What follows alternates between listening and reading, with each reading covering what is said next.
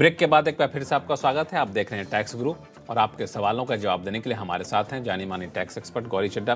गौरी, लोगों के सवाल हैं, लेकिन मुझे लगता है कि नए कारोबारी साल की शुरुआत हुई है, तो जैसे पिछला कारोबारी साल खत्म होता है लोग भूल जाते हैं, चलो अब तो जो हुआ हो गया, तो नए कारोबारी साल में ध्यान देंगे।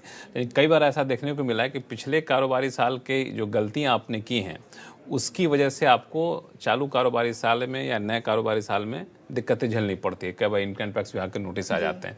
तो मुझे ये बताइए कि कौन कौन सी ऐसी गलतियां हैं जो हम कर चुके हैं, तो जिसके आधार पर, जिसकी वजह से इनकम टैक्स नोटिस आने की गुंजाइश या आशंका ज़्यादा रहती है।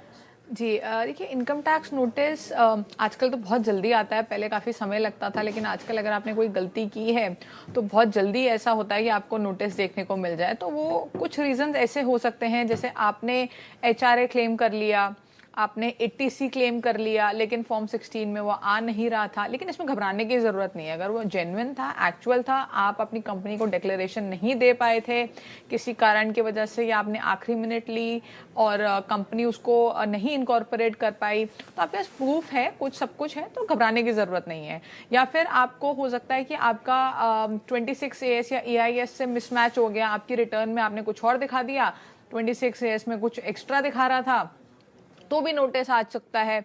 या आपकी कोई हाई वैल्यू ट्रांजैक्शन है, जैसे सपोज कीजिए कि आप 2.5 लाख रुपए 3 लाख रुपए कमाते हैं साल के, लेकिन गाड़ी आपने खरीद ली 50 लाख की, या घर आपने खरीद लिया 1 करोड़ का, उस केस में भी नोटिस आ सकता है। लेकिन उसमें भी घबराने की बात नहीं है अगर जेन्युइन केस है। अगर जेन्युइन नहीं है तो हर केस में घबराने की बात है। लेकिन अगर जेन्युइन है, सब कुछ, आपकी इनकम उतनी है, आपकी पिछले सालों की इनकम थी, या आपको कहीं से गिफ्ट मिला रिलेटिव से, इनकम टैक्स एक्ट के हिसाब से रिलेटिव से, तो उन चीज़ों में घबराने की ज़रूरत नहीं है। तो ये कुछ चीज़ें हैं जिसकी वजह से नोटिस आ सकता है। या फिर नोटिस इसलिए भी आ सकता है कि आपने रिटर्न ही फाइल नहीं की और आप लायबल थे रिटर्न फाइल करने के लिए, तो भी आपको नोटिस आ सकता है। तो नोटिस आने के रीजंस काफ़ी होते हैं, लेकिन उनको कैसे टैकल करना ही आपको देखना है, और घबराने की ज़रूरत नहीं है। अगर आप सही हैं, जेन्युइन हैं, आपने कोई गलती नहीं की है, तो घबराने की ज़रूरत नहीं है। तो ये सब कुछ वजह हैं जिसकी वजह से नोटिस आने की संभावना बनी रहती है। चलिए वापस चलते हैं भुवनेश्वर, जहाँ से डी नंदा साहब हमारे साथ फोन लाइन पर जुड़ चुके हैं। नंदा साहब नमस्कार।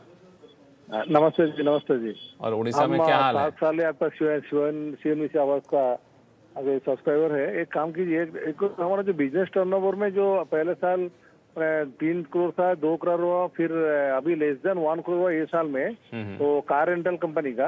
अच्छा, इसमें हम बैलेंस शीट जो अब सबमिट कर रहे हैं, IT रिटर्न दे रहे हैं, इसमें क्या ऑडिटेड का बैलेंस शीट देना पड़ेगा ना? इसे भी विदाउट ऑडिटर सिग्नेचर दे सकते हैं? आपका टर्नओवर 1 करोड़ से नीचे है, आपने 80 to 90 लाख बोला, तो आपको ऑडिट कराने की ज़रूरत नहीं है। अगर आपका बिजनेस है, हम प्रोफेशन की बात नहीं कर रहे, बिजनेस की बात कर रहे हैं, तो बिजनेस में आपका टर्नओवर 80-90 लाख है, आपको ऑडिट कराने की ज़रूरत नहीं है।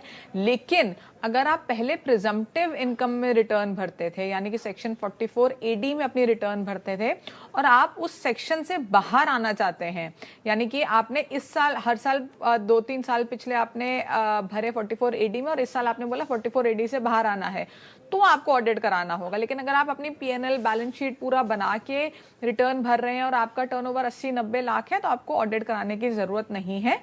साथ में मैं आपको एक और बात बता दूं, जो ऑडिट की लिमिट है वो काफ़ी ज़्यादा हो चुकी है, अब 10 करोड़ हो चुकी है। अगर आपका जो एक्सपेंस या रिसीट है वो 5% से कम कैश में है, यानी कि कैश रिसीट अगर आपकी बहुत कम है, तो आपका टर्नओवर आप 10 करोड़ तक भी ऑडिट ना कराएं तो आपका काम चल जाएगा। लेकिन मैं मान के चल रही हूँ आपका कैश की डीलिंग होगी, तो आपने 1 करोड़ के ऊपर ऑडिट कराया, लेकिन अगर आप 1 करोड़ के नीचे आ गए हैं तो ऑडिट कराने की कोई ज़रूरत नहीं। चलिए, तो आपको बिल्कुल भी टेंशन लेने की जरूरत नहीं, ऑडिट नहीं भी कराएंगे तो काम आपका चल जाएगा।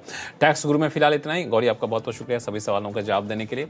और आपके पास कोई भी सवाल हो और आप चाहते हैं कि ऐसे ही आसान भाषा में उसका जवाब मिले, तो आप हमें लिख भेजिए tax@moneycontrol.com पर। और सवाल चाहे इनकम टैक्स से जुड़ा हुआ हो या फिर GST जुड़ा हुआ, आप हमें लिखिए, उसका जवाब आपको ज़रूर मिलेगा।